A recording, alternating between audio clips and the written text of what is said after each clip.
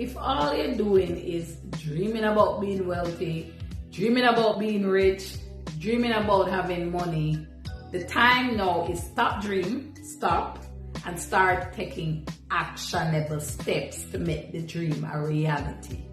You're wasting time with just the endless dream. All I have is dream. We need to be about action and implementation. Think about what are the daily steps, daily processes, daily habits that I can implement today to start making that dream a reality.